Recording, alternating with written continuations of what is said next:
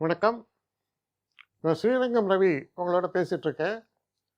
இது வாரப்பலன். ஆகஸ்ட் மாதம் 3ஆம் தேதி தொடங்கி 9ஆம் தேதி வரை உள்ள பலன். மீனராசி நேயர்களை பொறுத்த வரைக்கும் இந்த காலகட்டம் எப்படி இருக்குன்னு பார்த்தீங்கன்னா, உங்கள் ராசிநாதனான குருவும் சுக்கிரனும் 4ஆம் வீட்டிலிருந்து 10ஆம் வீட்டை பார்க்குறாங்க. தொழில் ஸ்தானம் சிறப்பாக இருக்கிறது. பிஸ்னஸ் புதுசாக ஆரம்பிக்கணும்னு நினைக்கிறவங்க பிஸ்னஸ் ஆரம்பிக்கலாம். உங்களுக்கு சாதகமாக இருக்கக்கூடிய காலம். இதில் முக்கியமான ஒரு விஷயம் என்னென்னா பணப்புழக்கம். பணப்புழக்கம்ன்றது ரொம்ப ரொம்ப அவசியம். அப்போ பணப்புழக்கம் எப்படி இருக்கிறது? அங்கே தான் பிரச்சனை. 11ஆம் வீடு என்பது லாபஸ்தானம்னு சொல்கிறோம். அந்த லாபாதிபதியான சனி உங்கள் ராசியில் இருக்க, அதாவது ஜென்ம சனின்னு சொல்கிறது இதை. அதே நேரத்தில் 7ஆம் வீட்டில் செவ்வாய் யார்? 2ஆம் வீட்டுக்கு உடையவர், தனாதிபதி. அப்போ தனாதிபதியும் லாபாதிபதியும் ஒருத்தர் பார்த்தா நிறையா பணம் வரணும். வரும். ஒருத்தர் தனாதிபதி, ஒருத்தர் லாபாதிபதி. 2 பேரும் பார்க்கும்போது தனம் லாபம் ரெண்டும் இருக்குது. அதில் என்ன காமெடின்னா, ஏதோ ஒரு திரைப்படத்தில் வரும், திருடம் அதாவது கொள்ளக்காரன் வந்து கத்தி நீட்டினோடனே அவன் சொல்லுவான் அவன் ஃப்ரெண்டுக்கிட்ட, உனக்கு நான் தர வேண்டிய கடன் இருந்தாடா அப்படின்னு கொடுத்துருவான். ஏன்னா யார்கிட்ட இருந்தாலும் பணத்தை அடிச்சுட்டு போகிறான் அவன், கத்தியை காப்பிச்சு. இந்த நேரத்தில் கடனை தீர்த்தா இவன் கடனாக தீர்ந்து போதான். அது மாதிரியான ஒரு சூழல்.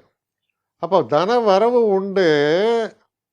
அந்த தனம் எதற்காக பயன்படுத்தப்பட வேண்டுமோ அதற்கு பயன்படாமல் போவதற்கான வாய்ப்புகளும் நிறைய இருக்கிறது. நான் ஒன்று நினைக்க தெய்வம் ஒன்று நினைத்து விட்டது அப்படிம்பாங்க தான். ஸோ இந்த நேரத்தில் அப்படியும் இருக்குது இப்படியும் இருக்குது. அப்போ இதெல்லாம் நம்ம கையில் இருக்கா? நம்ம கையில் ஒன்றும் இல்லை. ஆனால் நம்ம சின்சியராக இருந்தான்னா நமக்கு நடக்க வேண்டிய நன்மைகளை ஓரளவுக்கு தெய்வம் பார்த்து நடத்தி கொடுக்கும். அப்போது தனாதிபதியும் லாபாதிபதியும் தனத்தை தரார்கள். ஆனால் அந்த தனம் என்ன இருந்தது? இவங்க 2 பேரும் அதே நேரத்தில் எனிமீஸ். அப்போது ஃபைட்டிங். சில நேரங்களில் இதெல்லாம் எப்படி நடக்கும்னா வேடிக்கையாக இருக்கும். கவர்மெண்ட்டில் பில்ஸு அவன் பாஸ் பண்ணுவான், இன்னொரு அவன் ட்ரெஷரர் அதை உட்காந்து சொல்லுவான், அவன் சைன் பண்ணிட்டானா, அவனுக்கு என்ன அவன் உட்காந்த இடத்துல சைன் பண்ணுவான். கஜானா காலி, நான் எப்படியா காசு கொடுக்குறதுன்னு அவன் கேட்பான். கஜானாவில் காசு இருந்தாலும் அவன் நான் எப்படி கொடுக்குறதுன்னு அவன் கேட்பான். ஏன்னா அவனுக்கு எதாவது வர வேண்டிய காசு அவனுக்கு கொடுத்தா தான் அவன் தருவான் அந்த காசு. ஸோ என்னாகும், இந்த லாபமும் இதுவும் பார்த்தீங்கன்னா சில நேரங்களில் கைக்கு கிடைத்தது வாய்க்கு எட்டவில்லைம்பாங்க. அப்படி ஒரு சூழலை கூட இது ஏற்படுத்தும்.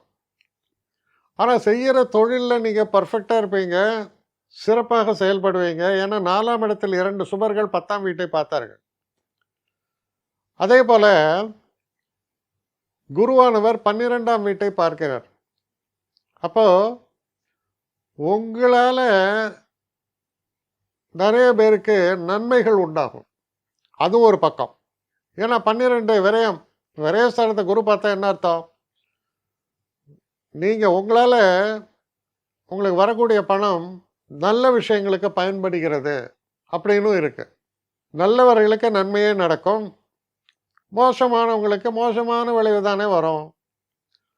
பணம் வந்தது, எவனோ அக்ஷன் போட்டான், ஏன் காணியா நடுவில், எவனோ திருடின்னு போயிட்டான்.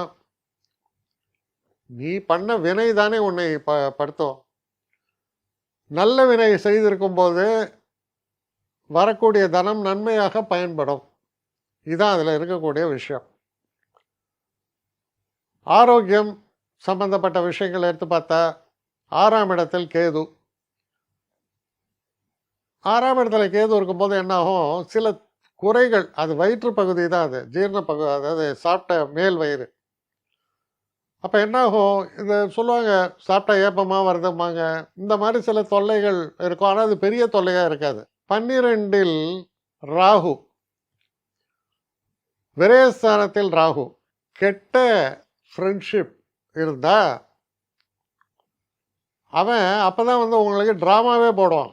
அவனுக்கு சாயங்காலம் டாஸ்மாக் போகிற ஆள் தான் பிரமாதமாக நடிப்பான். அவனுக்கு ஆஸ்கார் அவார்டே கொடுக்கலாம். ஐயோ எங்கள் பாட்டி ரொம்ப இதாக இருக்கா, எங்கள் அம்மா இப்படி இருக்காங்க, அவங்க அப்படி இருக்காங்க, ஆஸ்பத்திரி சார், உங்களை நம்பி தான் சார் இருக்கேன், ₹2000 கொடுங்க சார் போகிறோம். ஓ அவ்வளோலாம் இல்லையா? இல்லை சார் தயவு செஞ்சு சார். எப்படியோ நீ கொடுக்குறீங்கன்னு வைங்க, சைட் டிஷ்ஷோட கொடுத்துட்டான்பா. கெட்டவன் நட்பு எப்படி இருக்கும்? அப்படி தானே இருக்கும். அவன் எல்லா ட்ராமாவும் போடுவான், ஆஸ்கார் அவார்டை மிஞ்சுற அளவுக்கு நடிப்பான். ஏன்னா அவன் குறிக்கோள் ரொம்ப கிளியர், இதுதான் அவனுக்கு தேவை. ஸோ எதுக்காக சொல்ல வரேன்னா, இதெல்லாம் நன்மையும் உண்டு. ஏன்னா சனி செவ்வாய் பார்வை அப்படி கொடியது அது. அப்போது நமக்கு வரக்கூடிய நன்மைகள் நியூட்ரலைஸ் ஆகக்கூடிய அளவுக்கு கெடுதல்களும் கூடவே நடக்கிறது. அப்போது அதை சரியான முறையில் பகுத்து உணர வேண்டும். அது ரொம்ப ரொம்ப முக்கியம். ரெண்டாவது, சில நேரங்களில் யூ வில் பிகம் ஹெல்ப்லெஸ். என்ன ஏன் ஹெல்ப்லெஸ்னால், நல்ல வினைகள் நன்மையை தரும், தீய வினைகள் தீமையைத்தானே தரும். அப்போ நம்ம செஞ்ச தீய வினைகளா நன்மைகளா அப்படிங்கிறத பொறுத்தும் நன்மை தீமைகள் ஏற்படும். ஸோ இப்படி ஒரு கலவையான ஒரு காலகட்டம். ஆனாலும் கொஞ்சம் மனக்கலக்கங்கள்லாம் இருக்கும். என்ன காரணம்னா, ராசியிலேயே சனி.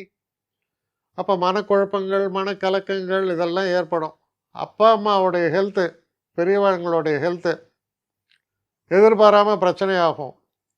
ஸோ இதெல்லாம் சிலது நம்ம அவாய்ட் பண்ணலாம், சிலதை அவாய்ட் பண்ண முடியாது. அப்போது தீர்க்கமான தெய்வ நம்பிக்கை நமக்கு உதவியாக இருக்கும். மனக்கவலைகள் பெரிய அளவு குறைவதற்கு வாய்ப்பாக அமையும். ஸோ இதை மனசில் வச்சுங்க. எல்லாம் அவன் பார்த்துப்பான் அப்படின்னு இருக்கான் இல்லையா, அது சத்தியம். அவன் பார்த்து கொள்வான். என்னை காண்டாக்ட் பண்ணணும்னு நிறைய பேர் நினைக்கிறீங்க. தயவு செஞ்சு என்னை காண்டாக்ட் பண்ணுறதுக்கு ஒரு மெயில் அனுப்புங்க.